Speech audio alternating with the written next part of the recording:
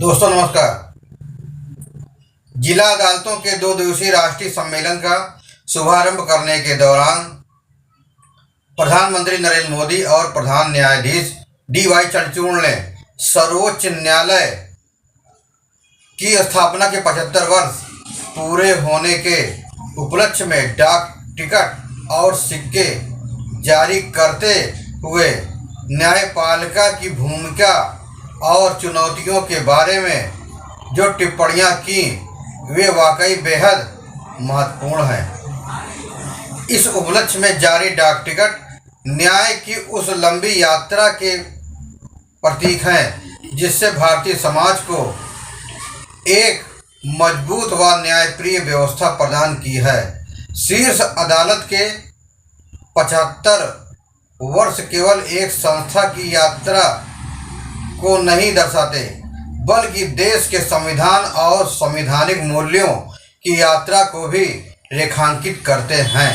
आज भी देश में सर्वोच्च न्यायालय को उम्मीद की आखिरी किरण के रूप में देखा जाता है, जो इसकी वजह वह जज्बा है जिसके साथ शीर्ष अदालत ने विभिन्न मुद्दों पर अपने फैसलों के जरिए न्याय व लोकतंत्र की भावना को जीवित रखा है। चाहे वह केशवानंद भारती मामले का युगांतकारी फैसला हो, राम जन्मभूमि और विवादी ढांचे का फैसला हो जिसमें शीर्ष अदालत ने संविधान के मूल ढांचे को परिभाषित किया था, या फिर मुस्लिम महिलाओं के हक में जुड़े साबानो मामले में फैसला हो, केंद्र द्वारा अनुच्छेद 356 के दुरुपयोग पर SR बोम्मई मामला हो, निर्भया मामले में यौन अपराधों की परिभाषा और सख्त सजा तय करना हो, या कोलकाता में प्रशिक्षु डॉक्टर के दुष्कर्म हत्या मामले में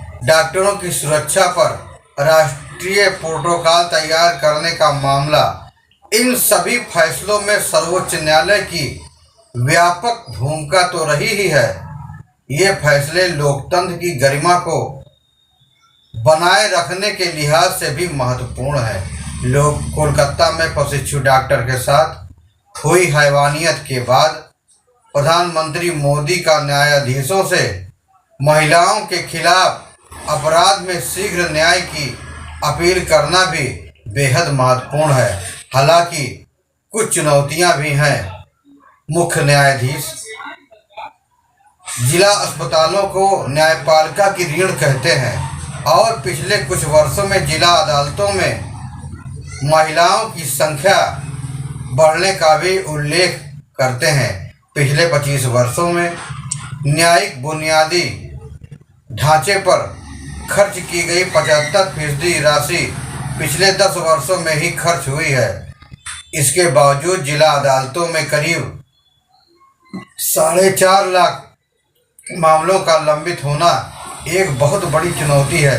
हालांकि 2018 के बाद से जिला अदालतों में मामलों के निपटाने की दर काफ़ी बढ़ी है। प्रधान न्यायाधीश खुद कहते हैं, जब किसी को न्याय की ज़रूरत होती है तब जिला अदालत ही उसके लिए पहला संपर्क बिंदु होते हैं और उनकी प्रभावशीलता पर भी नागरिकों का न्यायपालिका पर भरोसा निर्भर करता है।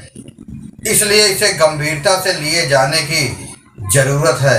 बहरहाल, देर से मिला न्याय क्या न्याय हो सकता है? जमीन जायदाद के मुकदमों समेत, क्राइम के मुकदमों समेत कई मुकदमों में पीढ़ियां दर पीढ़ियां चली जाती हैं।